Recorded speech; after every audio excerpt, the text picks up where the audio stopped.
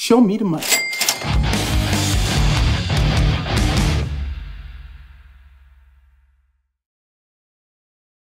Henrique Stetter.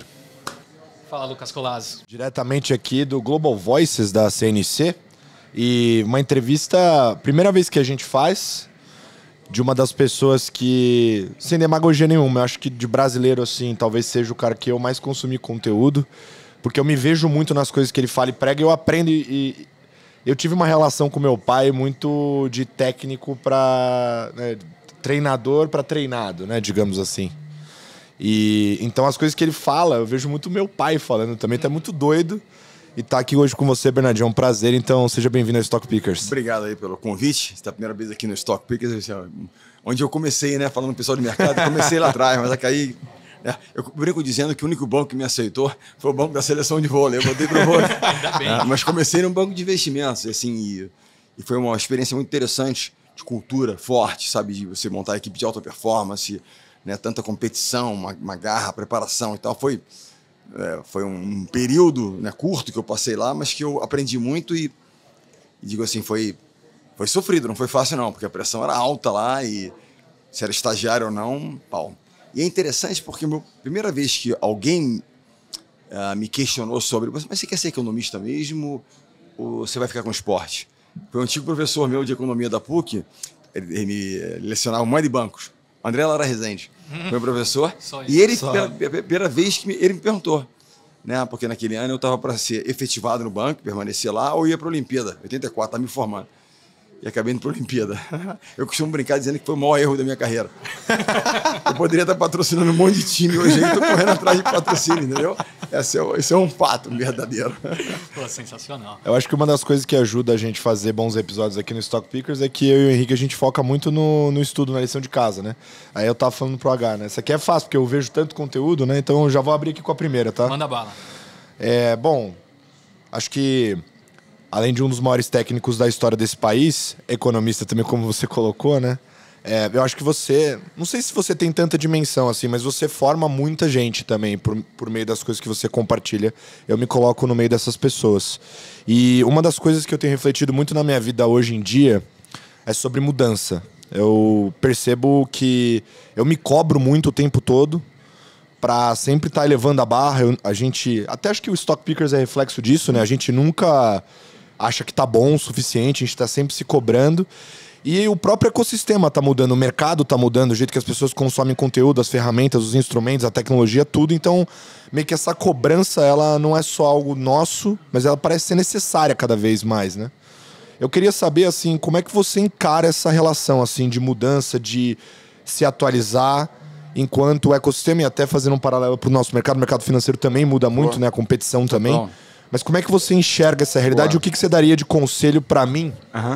Sempre tá levando a barra. Primeiro assim, você falou assim, vocês se cobram muito, então eu acho que uma equipe de alta performance, qualquer área que ela atue, seja no esporte, seja no mercado financeiro, instituições de alta performance, o nível de cobrança interna é enorme. E a cobrança interna significa, capacidade de realização, a novas ferramentas, a novos instrumentos, a novos mercados, enfim, tudo permanentemente em mudança. E hoje eu fiz uma reflexão até no Instagram falando sobre isso. Né, que é uma frase que fala sobre quando você não consegue mudar, porque você não consegue mudar muitas situações. Você não consegue mudar se a China cresceu ou não cresceu. É a sua reação. Como é que você muda para lidar com, eventualmente, uma demanda que não cresceu lá fora? Como é que a minha empresa vai mudar? Como é que eu mudo a minha forma de trabalhar uma geração que já não é igual à geração anterior que eu trabalhava? Então, há necessidade da sua mudança, sem abandonar a sua essência. O que é a minha essência? Minha essência é, acredito no trabalho duro, na disciplina, no valor do time, em detrimento da individualidade. Não que eu não dê o mérito ao indivíduo, mas existe uma coisa mais importante que é o nome do time. Né? O nome na frente da camisa é mais importante que o nome que está atrás. É claro que você tem a meritocracia, né? Você tem o seu valor, mas a gente joga por um time. E o que é um time? Um time que é formado por pessoas que têm valores, né, complementares, valores alinhados, totalmente alinhados. Nós acreditamos nisso. Esses são os nossos princípios, essa é a nossa cultura. Vivemos esses princípios, mas talentos complementares. É a complementaridade que gera, né, a força do time. Então, acho que isso são questões importantes. Então, a primeira coisa que eu estabeleci lá atrás, eu vou falar um pouco na palestra até hoje, aqui com o pessoal, é o ambiente de cobrança. Se as pessoas se cobrarem a si próprias, precisam melhorar, precisam fazer, precisam mudar, porque tem uma verdade que é absoluta. O resultado passado não te garante nada no futuro. você continuar fazendo as mesmas coisas, né, num ambiente de mudança permanente, evolução, você tem que estar o tempo inteiro, né, trazendo gente nova, coisas novas, estudando, né, se atualizando. Então, a hora que você deixar de lado o seu espírito de aprendiz, você vai estar fadado a um insucesso, você vai ser ultrapassado, você vai... Né? E o que é mais difícil é quando você, digamos, você assume uma instituição de qualquer natureza. Eu assumi uma pequena corretora que se tornou o maior banco do Brasil, de investimentos e tal. Você chega lá no topo. Agora você não tem mais a referência. Referência é você mesmo. Então você começa naturalmente, porque é do ser humano, a acomodar, a negligenciar em algumas coisas que você... A minha pergunta, aquela célebre frase, os campeões do desconforto, a minha questão é, será que o grande campeão estará disposto a pagar o preço que ele pagou quando ele estava crescendo na carreira, quando ele era um aspirante ainda? Porque se ele não estiver disposto, ele não serve mais para trabalhar com a gente. Porque o nível de autocobrança já diminuiu, não quer mais. Ele tem todo o direito de não querer, né? Mas só não serve mais para estar aqui. E essa é uma questão. Então, assim, as pessoas dizem, mas você está sempre... Porque tem que ser assim, manter a guarda alta. E essa manter a guarda alta é muito interessante, assim, eu posso ser o cara mais forte do ringue, vou lutar contra um peso leve, eu sou o Mike Tyson, vou destruir o cara num round. Mas se eu tomar um soco no queixo, eu posso perder a luta para um cara que é mais fraco. Porque você leva um soco no queixo, que você baixou a guarda. Ou seja, você desligou o modo crise. Tem que estar sempre ligado ao modo crise, porque ela virá. Se nós estivermos preparados para encarar, é aquela história, você se prepara, no momento de paz, você se prepara para a guerra, no sentido dos grandes desafios que você vai ter que enfrentar, é no momento que você está crescendo, que eu vou me preparar, vou estar armado, bem preparado para lidar com momentos que virão. Isso é parte dos ciclos da vida, os ciclos econômicos, os ciclos do esporte, etc. Tudo fazem parte. Então, assim, eu acho que a grande questão é no que você acredita? Quais são os valores que norteiam a sua caminhada? Você falou do seu pai como orientador ou mentor. Ele cobrava de você, era um pouco um treinador no aspecto de... Porque pais, mães, eu digo, líderes são como pais e mães exigentes. Cobram, mas cuidam. Hoje eu postei um vídeo também interessante falando disso, porque eu postei um vídeo do Coach K. Coach K é um dos maiores treinadores da história do basquetebol americano. Ele foi treinador de Duke e treinador da seleção americana. Que quando os Estados Unidos perdem as Olimpíadas de 2004, fica em terceiro lugar, que é um fracasso retumbante, ele é convocado para assumir a seleção. E aí ele ganha 2008, 2012, 2016 e se aposenta da seleção. E se aposenta de Duke também, onde ele era um treinador já de décadas. E ele fala assim, seja como sua mãe. Ele fala para os atletas, vocês têm que ser como suas mães. Sua mãe nunca está cansada. Ela sempre está lá, ela sempre está presente, ela sempre aparece. Se ela está cansada, ela não demonstra que está cansada. Seja duro, be tough, like your mother. Seja duro como sua mãe, forte como ela. Então ele fala sobre isso assim, na forma de dar uma engajada e espetar a garotada. Entendeu? Achei fantástico essa analogia, essa forma de você lidar com pessoas que realmente estão dispostas a tudo. A se sacrificar, a se doar, mesmo estando cansadas, para... Qual é o propósito dele? Da mãe como líder maior, do pai, é fazer dos filhos, né, pessoas melhores, que eles tenham êxito, que eles sejam felizes. Então, você está sempre num processo de troca ali, de doação, de inspiração, de cobrança, de cuidado, né? Então, acho que, no final da história, a gente vai falar de mercado financeiro, a gente vai falar de esporte. É gente. Aquela história, né? A gente fala de grandes instituições, milhares de pessoas. O que une essas pessoas? Eu digo sempre que um grande negócio com as pessoas erradas vai dar errado. Um negócio que a gente tem dúvidas, olha, a gente começou pequenininho, será e tal, histórias diversas. Eu conheci a XP quando estava começando lá pequenininhos, pessoas certas, alinhadas em princípios, valores, e vivendo esses valores, ou seja, praticando diariamente aquilo, construíram o que construíram. Isso é um exemplo de tantos que nós temos, né? E de modo geral, quando você, digamos, abre mão disso, não está mais disposto a pagar, é quando as coisas começam a dar errado. Então é muito importante que você, né, escolha as pessoas corretamente, que você estabeleça um ambiente de cobrança, porque o ambiente de cobrança, ele requer, antes de tudo, confiança. Se eu sou o treinador de vocês, eu cobro de vocês, eu sou o Big Boss, eu cobro de vocês, olha, se vocês confiam em mim, vocês vão aceitar a cobrança. Agora, se você não confia em mim, cara, esse cara, não sei não. Então, ao estabelecermos a confiança, porque vocês acreditam no meu comportamento, esse cara se dedica, esse cara está com a gente. Ele está cobrando, mas ele quer o nosso melhor. Vamos nessa. Vamos nessa. Então, meu grande receio no mundo atual é até que ponto e como nós... E aí é uma forma de aprendizado de mudanças, e eu estou me refletindo sobre isso, como lidar e cobrar com as novas gerações. E lembre-se, não são melhores, não são piores, mas são diferentes. E nós temos que encontrar caminhos de conexão, né? Como extrair dele. É muito fácil você rotular. Ah, geração, mimimi, cara, desculpa. Não existe isso. E se existe é porque nós fomos né, pouco resilientes, ou não estabelecemos não os necessários, não cobramos devidamente, então... Né, mas há formas diferentes e a gente precisa entender como é que a gente faz isso. Isso para mim, nesse momento, assim, é o foco da minha atenção e da minha tentativa de aprender realmente. Até, por exemplo, se eu dizia para meus alunos na faculdade, vamos ler mais. Mas hoje o conteúdo não está só na leitura, está em podcasts, está em uma série de plataformas diferentes. Então eu quero um podcast, vocês assistam algo que tenha referência com a nossa matéria, que é de liderança, que é de empreendedorismo. Não é nada contra outros temas, mas existem várias formas. Então eu tenho que entender que o mundo hoje provém coisas diferentes e que são bacanérrimos, né? Então não precisa ser analógico, você tem que realmente se abrir para isso tudo. Mas sempre em busca de uma coisa: capacitação. Capacitar as pessoas. A minha missão é isso. Você passar uma temporada comigo, você não evoluir, eu falei na minha missão. Porque eu não consegui contribuir para o seu crescimento. E essa é a minha missão, como entendi que esse era o meu grande propósito de vida. Ganhar e perder é consequência de uma boa preparação, de um momento, de tal, isso vai acontecer. Mas se você não evoluir, eu falei. Eu tenho uma pergunta boa em cima disso aí, Henrique. Acabei de pensar aqui. Manda bala. Tem um livro bem interessante, acho que o Bernardinho conhece, o David Goggins, provavelmente já deve ter ouvido falar. Imaginei. Eu gosto muito dele também. Você vê como eu tô alinhado aí. Mas tem um livro bem interessante que um jornalista... O David Goggins, ele é considerado a pessoa mais resistente do mundo, né? Ele é um ex-Navy SEAL e ele basicamente compartilha essas questões de mentalidade, de como você consegue, né, realmente te levar ao limite, buscar o melhor, etc., incessantemente. E aí um jornalista fez uma experiência interessante. Ele, basicamente, se propôs a morar um tempo com o David Goggins.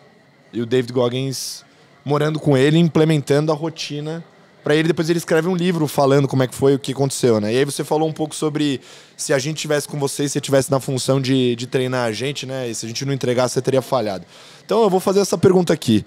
Se por acaso a gente fosse escrever um livro onde a gente passou uma temporada morando com o Bernardinho, trazendo para um lado mais prático da coisa, o que você treinaria, o que você trabalharia com a gente hoje para tornar a gente alguém de alta performance, como você tanto fala? Primeiro assim, claro, eu vi até algumas falas, algumas imagens, alguns cortes, né, desse autor e desse jornalista que passou o tempo com ele, que também é um cara duro também, e eu tô falando assim, no auge da resiliência, da resistência, da endurance, que é o David Goggins, que beira um pouco a loucura, a insanidade. Total. Uma resistência à dor, realmente é uma coisa incrível. Eu acho que a primeira coisa é a seguinte: eu preciso entender quais são as necessidades. Eu fiz uma vez uma dinâmica na faculdade, eu leciono lá, eu participo de uma turma na PUC do Rio de Janeiro, onde eu me formei. Legal.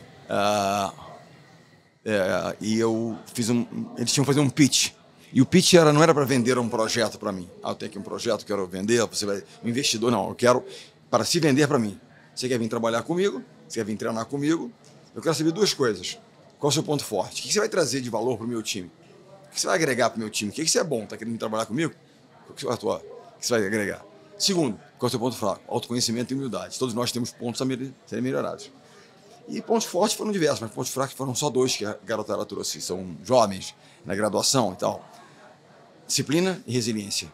Em algum momento todos eles tocaram no tema. Então é o seguinte: o que eu penso que um jovem gostaria de desenvolver? A sua disciplina. Porque a gente pensa, não, eu não sou disciplinado. Disciplina é treinável. Treinável. Então é aquela história, vamos acordar, vamos determinar horários, vamos estabelecer rotinas, porque tudo é hábitos. É hábito que você cria. A disciplina são hábitos positivos, né? Então, horário de acordamos cedo, sei lá, 5, a hora que for, tal. Primeira coisa, arrumar a cama. É aquela brincadeira do arrumar a cama, que é o livro eu faço do Almirante McRaven, mas o fato são estabelecer pequenas tarefas que você vai ticando e você vai, então, desenvolvendo o hábito.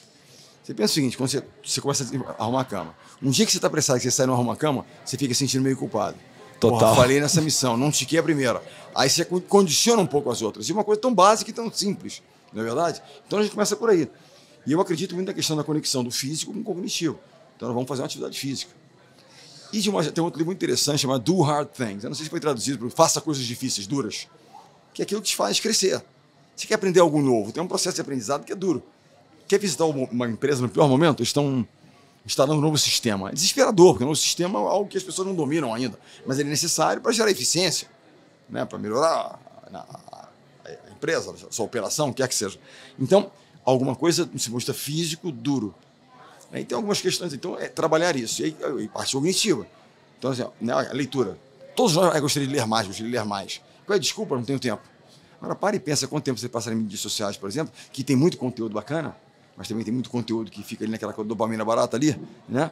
Quanto tempo você vai e elimina isso? Eu falo com os jovens que querem ler mais. Estabeleça né, matemática da leitura. Leia 10 páginas por dia. Quem não tem tempo para ler 10 páginas por dia? Desculpa, todo mundo tem. Ao ler 10 páginas por dia, você lerá 300 no mês. 300. Um belo livro. Aí você cria o hábito. Ao criar o hábito, você vai começar o quê? A buscar mais tempo para se dedicar àquele hábito que você criou. Aquela história não tem tempo de academia. Desculpa, você tem meia hora. Eu tinha meia hora hoje entre uma coisa e outra hoje de manhã. Eu fui correr cedinho, fui trabalhar, deu meia hora, eu vou na academia. Precisava fazer força. Porque eu descobri que o músculo é o órgão da longevidade. Lendo outros livros sobre saúde, longevidade. Né? E a cognição a conexão entre a parte cognitiva e a parte física. Então, a minha atividade, digamos, a minha rotina com vocês seria alguma coisa que assim, experimentasse limites de vocês. Na questão física, na questão cognitiva, é criar aquela história, tirar você do desconforto, mas ficar um desconforto enorme, é ampliar a sua zona de conforto. Quando eu crio um pequeno desconforto, você sai um pouquinho daquela zona, você melhora um pouquinho o seu pace na corrida, você melhora um pouquinho o volume da sua leitura, aquilo se torna o seu novo universo. Então você ampliou a sua zona de conforto, e essa é a ideia, criar desconforto para ampliar a zona de conforto. Os grandes campeões são aqueles que se sentem confortáveis no momento de maior desconforto. Exemplo, vai fechar um negócio. Mercado financeiro tem lá aquela coisa, uma decisão, etc. Tal. O cara que é realmente aquele cara diferenciado, ele é um outlier, é aquele cara preparado e tal, que na hora vamos ver ele fala, é por aqui que a gente vai. Ele tem, por quê? A preparação, etc. Tal, ele se preparou. Claro que ele sente tal, mas ele já se sente confortável em tomar aquela decisão. Os grandes campeões, você chega num tie break, numa partida, aquela coisa toda, eles estão ali prontos e rápidos. Preparar pessoas para esse tipo de situação, né, os nossos tie breaks da vida, as nossas, né, talvez seja um pouco dessa missão, né, as pessoas passarem um tempo comigo. A grande questão é, hoje, nos dias de hoje, até que ponto os jovens estão dispostos a isso? Entendeu? E eu me pergunto, será que eu sou o treinador ideal, o líder ideal para estar com essa nova geração? Não sei. Preciso me testar também. Eu não tenho certamente nenhuma pretensão de imaginar, eu não sou o cara porque eu já fiz, desculpa. Era uma geração diferente, momentos diferentes. Agora eu preciso mudar e extrair o melhor deles. Porque no final das histórias é extrair o melhor das pessoas. É torná-los a sua melhor versão. Como é que a gente faz da nossa equipe a melhor equipe possível. E é uma equipe diferente do que era no passado. Então, isso é a missão que a gente tem que abraçar. Assim, Bernardinho, eu acho que, e aí honestamente, eu não me importo com a opinião das pessoas que vão ver este momento, porque a opinião é exclusivamente minha. Eu te considero uma pessoa tão lendária no esporte brasileiro, na minha lista, e aí até você pode discordar. Só um parênteses para você é o seguinte, que as pessoas vão pensar, pouco importa, sabe por quê? É o seguinte, eu jamais pediria o conselho de alguém, eu jamais ouviria a crítica de alguém de quem eu não pediria um conselho. Perfeito. Então, as pessoas vão falar, desculpa, vai mudar o que você importa. acha? Não vai mudar. Não vai mudar. E onde eu ia chegar é o seguinte, na minha lista de pessoas do esporte brasileiro, eu te coloco no mesmo patamar de Ayrton Senna, no mesmo patamar de Tele Santana. Na minha percepção, quando eu olho para você, me vem esse nível de pessoa. Também. E é por isso que eu falei, nem todo mundo vai concordar. Você pode ficar à vontade de discordar. Mas eu enxergo dessa maneira. E onde eu quero chegar é o seguinte, é muito difícil chegar num patamar como o que você conseguiu atingir. E por muitas vezes você se colocou à prova novamente sem a necessidade. Total. Já ganhou todos os títulos só possíveis. Perder, entre aspas. Então, a gente estava com a Olimpíada esse ano, você estava lá mais uma vez. Eu gostaria de entender, assim, primeiro, se colocar nessa zona de desconforto. Você poderia estar no sofá de casa. É algo natural? Você acha que é algo que as pessoas deveriam correr atrás? E mais do que isso, você comentou a respeito do tie-break. Eu, às vezes, estou assistindo vôlei e chegar num tie-break numas Olimpíadas, eu, no meu sofá, quase morro do coração. Uhum. Como que as pessoas podem se preparar para esse tipo de momento que o aleatório, às vezes, acontece? Domina? Também. E você tem que saber lidar com a vitória e a derrota. A primeira questão é tudo é preparação. O aleatório, ele existe. a bola bate numa fita da rede, cai, né?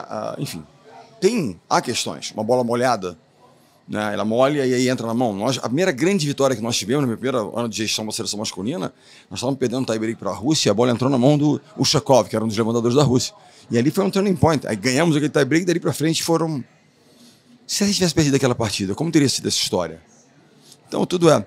O que eu acho se as pessoas não se desafiam, não é que você tem que viver permanentemente num ambiente de desconforto e sentindo, não é isso. Mas assim, se eu não... Sabe, aquela história, a vida é movimento.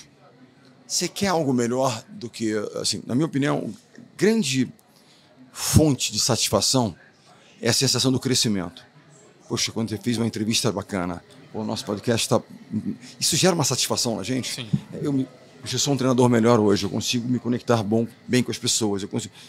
Então, lidar com esses momentos de tensão, esses nossos tie-breaks da vida, requer preparação. A preparação, ela teve a preparação técnica, você teve a habilidade, as ferramentas necessárias para fazer o que tem que ser feito em qualquer área, né? A habilidade emocional, mental, emocional, de lidar com aquela situação. Então, cada vez mais, né, é uma ferramenta importante você trabalhar aquilo. Agora, você não vai ter segurança nenhuma, por mais que você coloque um psicólogo espetacular, se você não estiver tecnicamente preparado. Se não conhece a ferramenta, eu vou estar inseguro. Eu não vou estar seguro. Agora, você saber, por exemplo, técnicas de respiração, uma série de coisas que são realmente importantes, onde você controla um pouco a sua emoção e, ao estar preparado, você lida bem com aquela situação, né, são coisas importantes. No final da história, tudo é preparação. Aquela história, você vai para a faculdade, vai fazer uma prova de matemática, de cálculo.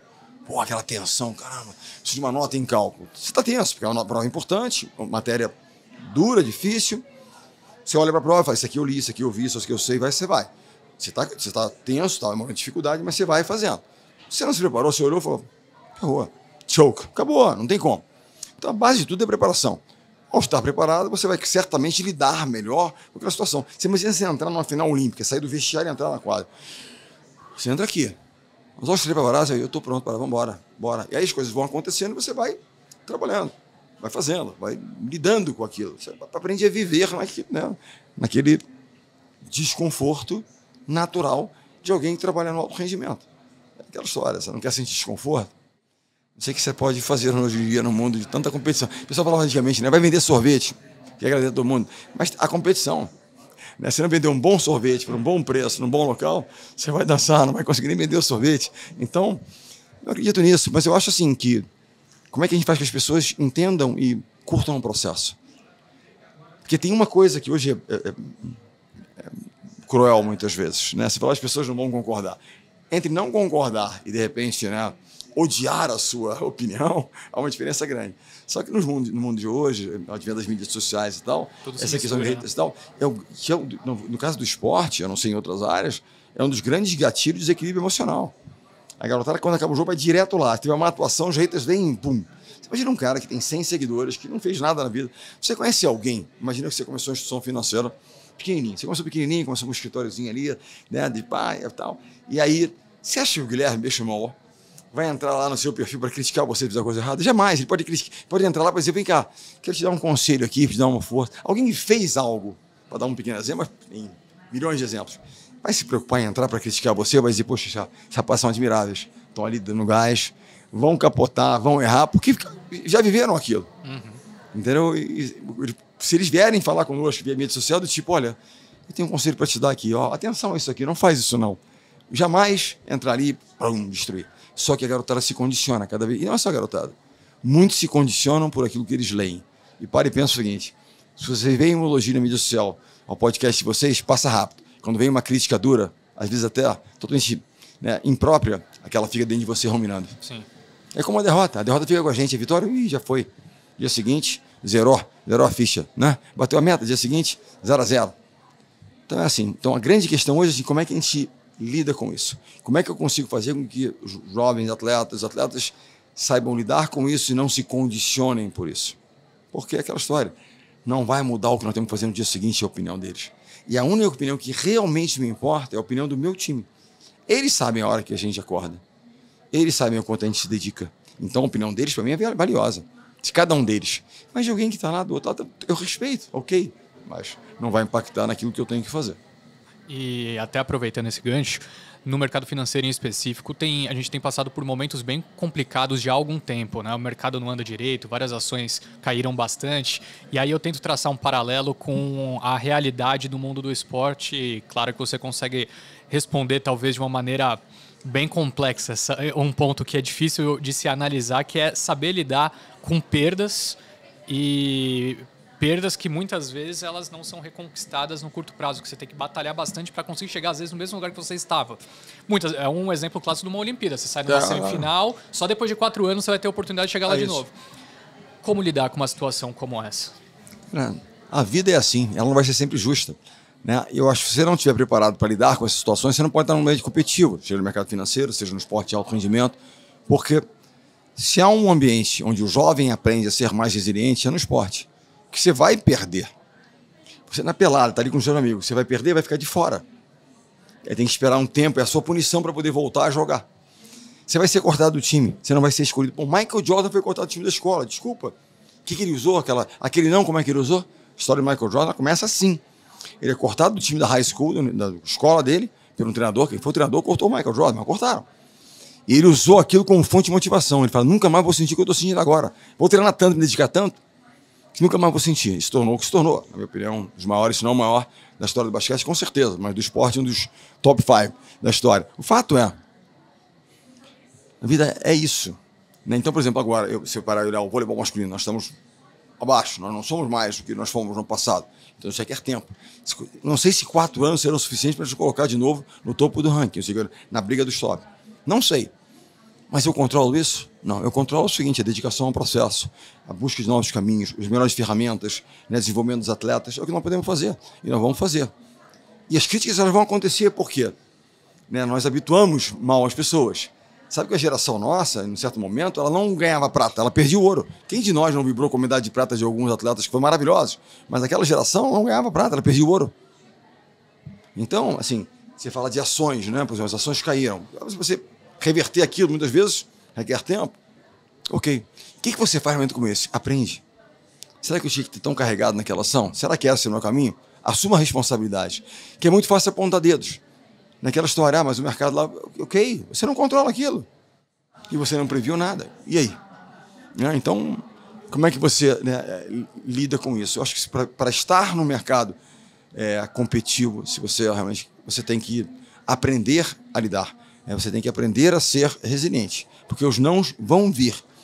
Pode falar de qualquer maior investidor ou maior trader do mundo. Ele nunca perdeu? O maior atleta que você já viu. Ayrton Senna nunca perdeu uma corrida? Federer nunca perdeu uma partida? Não sei se o Usain Bolt perdeu, mas já perdeu também. Não perdeu a Olimpíada, perdeu outras provas. Para dar um exemplo, Michael Jordan perdeu. Ou seja, o que vocês fazem? Você aprende, você muda, você melhora, você faz e volta. E volta. Persiste, não insiste dando errado. Ao aprender, mas o primeiro passo é assumir a responsabilidade, não aponte dedos. Não, acho que isso é a principal mensagem, né? E as derrotas servem para isso. Você para e pensa, se as pessoas que estão nos ouvindo, elas refletirem sobre um momento de grande aprendizado na vida delas. Pensem em vocês, jovens, num momento de grande aprendizado. Acho quantas lições naquele momento, naquela empresa, naquele projeto. Esse momento de grande aprendizado traz à mente de vocês um momento de dificuldade, de derrota ou de vitória?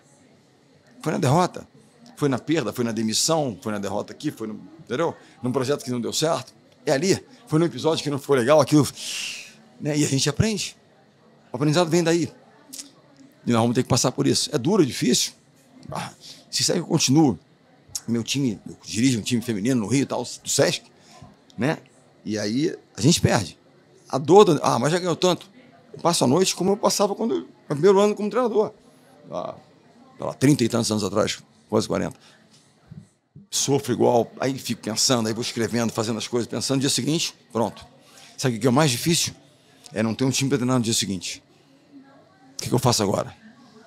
Entendeu? Então eu tenho que poder fazer algo. Para mim é o que me move. Vamos lá, vamos tentar de novo, vamos mudar, vamos fazer, vamos tentar, né? E seguir em frente. Seguir em frente. Né? Acho aquela história, né? No esporte tem uma frase que é muito forte, que é: a dor é temporária. Né? Mas o não desistir fica para sempre. Pain, o orgulho de não desistir, né? Pain is temporary, pride is forever. O orgulho, você, não, vou de novo. Então, não desistir. Não é que você não mude o rumo. Poxa, eu fechei uma filial aqui que não está funcionando bem, mas eu continuo com o meu sonho, a estratégia continua, o sonho continua, vamos nessa. Vamos fazer. Você muda, mas você segue em busca do seu objetivo, da sua meta, do seu sonho, enfim, daquilo que você quer realizar. Muito bem.